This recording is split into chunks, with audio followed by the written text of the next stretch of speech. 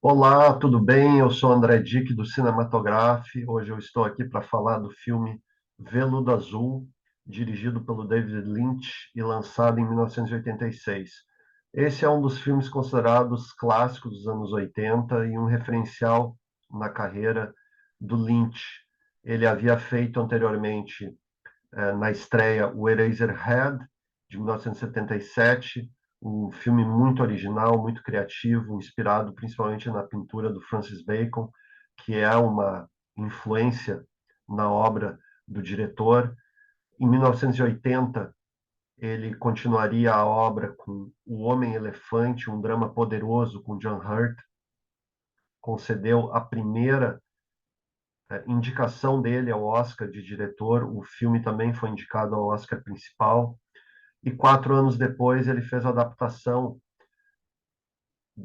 da ficção científica do Frank Herbert, Duna, que foi recebida de maneira muito avessa, tanto pela crítica quanto pelo público. Não foi um sucesso, não teve nem de longe a recepção que teve a do Villeneuve há alguns anos, lançada em 2021. Mas eu acho o Duna um filme muito importante na carreira do Lynch e ele aponta alguns caminhos para entender também a obra dele.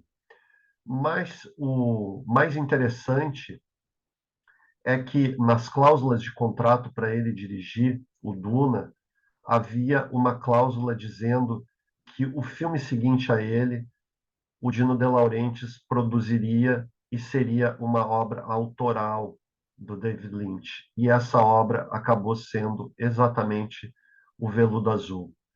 O Veludo Azul, então, ele foi lançado em 1986. Ele traz a história de um jovem chamado Jeffrey, que é interpretado pelo Kyle MacLachlan. Ele já havia feito Paul Atreides no Duna, e ele é um jovem que mora numa cidade pacata do interior dos Estados Unidos, chamada Lamberton, dedicada à extração de madeira, e ele tem a vida modificada a partir do dia que o pai dele sofre um AVC.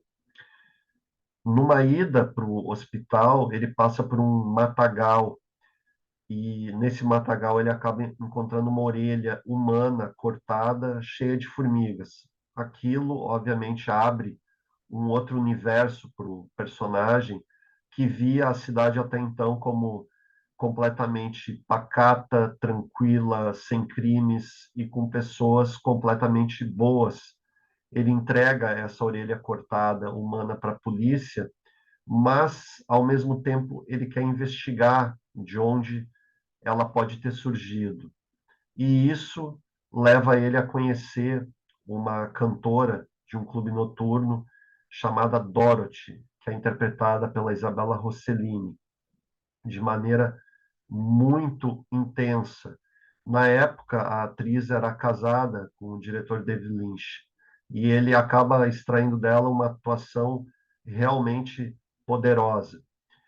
Ao mesmo tempo, a Dorothy, ela mostra outra faceta, assim como essa descoberta da orelha cortada, que é dessa cidade encoberta, uma cidade escondida.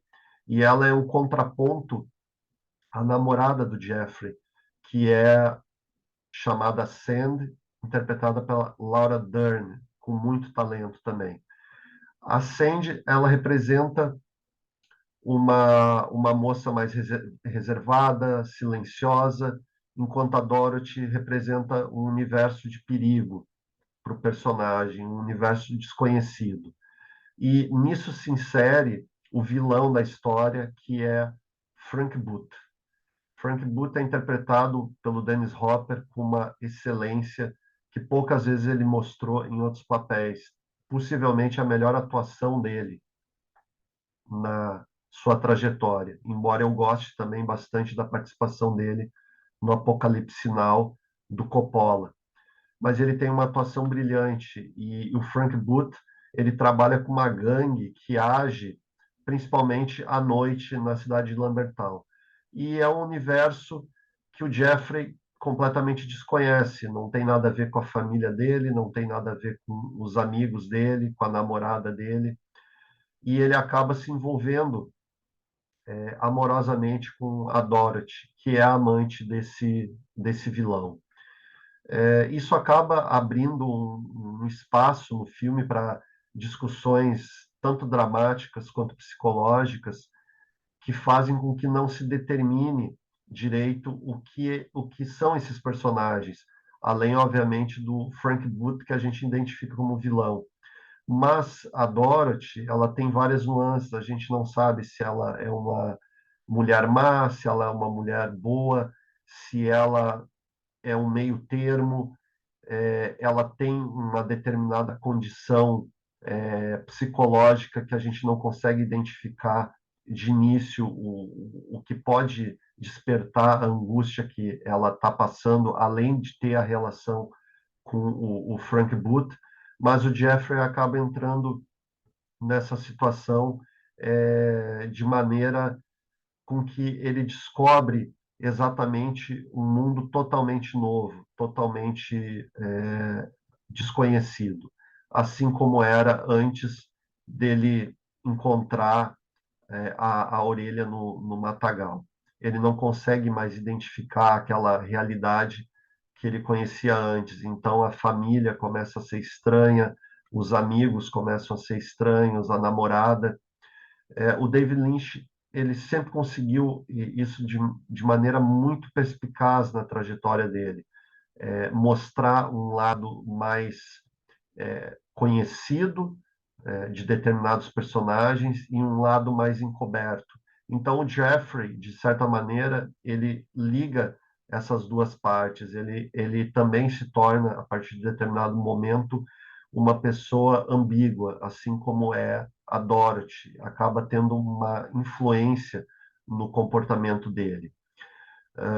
Essa parte psicológica do Veludo Azul, ela funciona de maneira muito intensa, principalmente por causa da trilha sonora do Ângelo Badalamenti, que era o habitual colaborador do David Lynch antes de falecer, e os acordes melancólicos, uma certa tristeza, um sentimento agridoce, antecipa muito da trilha que ele acabou fazendo para a série Twin Peaks, que aconteceria em 1990, a primeira temporada, e a segunda temporada em 1991, na qual o Kyle MacLachlan volta também como o agente Dale Cooper do FBI.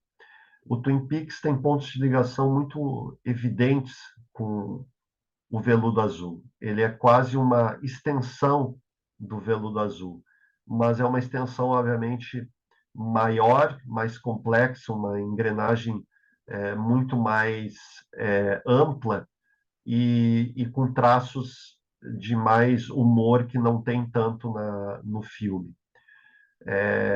O Kyle MacLachlan, ele sempre foi o ator preferido do diretor.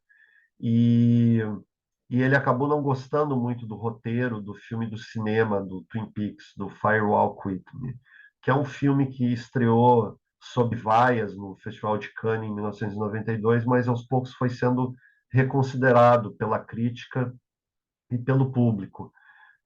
Ele achou o Dale Cooper nesse roteiro do David Lynch um pouco mal inserido, à medida que não tinha muito humor. Então, por alguns anos, eles meio que se afastaram, mas ele acabou voltando na terceira temporada do Twin Peaks, que aconteceu em 2017. Mas a maneira como ele trabalha o Jeffrey, assim como ele trabalhava a figura do agente Cooper, é uma maneira extraordinária. O Kyle MacLachlan, ele não parece estar muitas vezes atuando, parece ser ele mesmo. Ele tem alguns traços de dramaticidade, alguns traços de humor que funcionam muito bem com a Isabella Rossellini e com o Dennis Hopper, principalmente. O elenco coadjuvante do Veludo Azul, ele traz alguns coadjuvantes que trabalharam com o David Lynch no Duna e que trabalhariam com ele depois no Twin Peaks. Então, o Veludo Azul ele é praticamente uma síntese da obra desse diretor, Você vai encontrar elementos dele no Coração Selvagem, também com a Laura Dern, que aqui no Veludo Azul faz a Sandy, mas no Coração Selvagem não tem o Kyle MacLachlan. Ele é substituído, digamos assim, pelo Nicolas Cage, inclusive um papel às vezes menosprezado. O Nicolas Cage tem uma atuação muito boa nesse filme. Ultimamente ele vem sendo lembrado mais por projetos que não deram certo, mas O Coração Selvagem é um filme que mostra a potencialidade dele como ator e dentro de uma trama que tem muitos pontos parecidos com o do Veludo Azul. Na estranheza de como foca o universo desses personagens, desse casal, né, feito pelo Nicolas Cage e pela Laura Dern, e pelas pessoas que circulam ao redor deles. Obviamente, o Veludo Azul influencia também, além da série Twin Peaks, influencia o filme Twin Peaks Fire Walk With Me, de 92, influencia também A Estrada Perdida, de 1997, que é um dos filmes mais cultos do diretor, e tem lances de estranheza que ajudam a antecipar muitas coisas que a gente veria depois no Cidade dos Sonhos, no Império dos Sonhos, isso já nos anos 2000. O Veludo Azul, então, ele é uma espécie de caixa que guarda todos os mistérios da obra do David Lynch, parecida com aquela caixa do Cidade dos Sonhos que fazia uma das personagens ir para outra parte do mesmo universo onde ela vivia. O Veludo Azul ele tem uma qualidade bastante superior a certo cinema dos anos 80. Ele é um filme de 1986, quando teve lançamentos também de destaque. Eu lembro, por exemplo, da Missão, Platoon, O Sacrifício do Tarkovsky, um filme grandioso que é de 1986, mas o Veludo Azul ainda assim se destaca muito.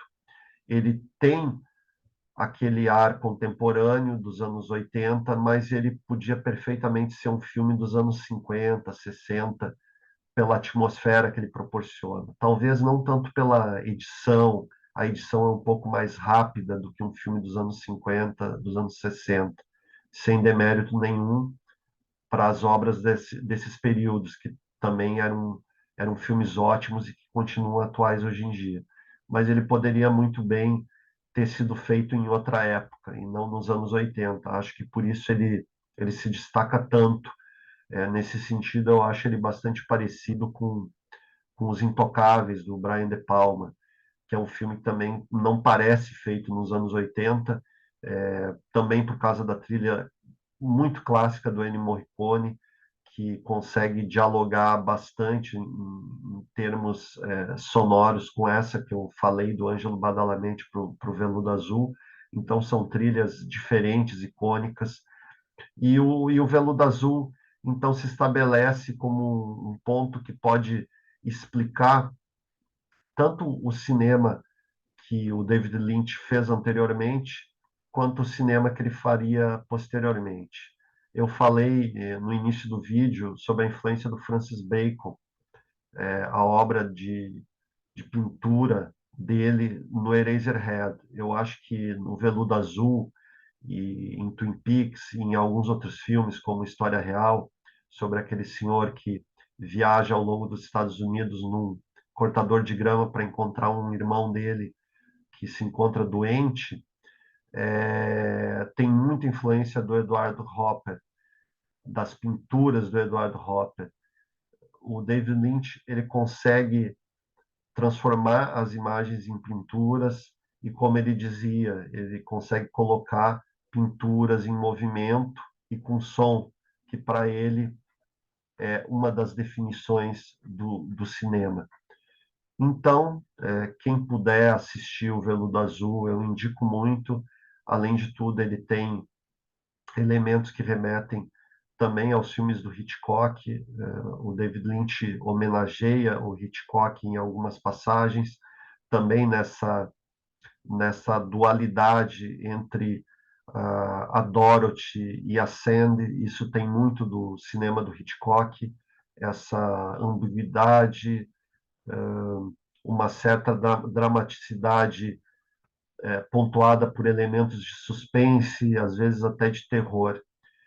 Então, Veludo Azul, recomendo muito. É um filme que talvez você precise mais de uma sessão para apreciar. Eu fui realmente apreciar o filme na sua na sua forma mais completa, numa segunda, numa terceira sessão, você consegue entender alguns elementos mais complexos do filme.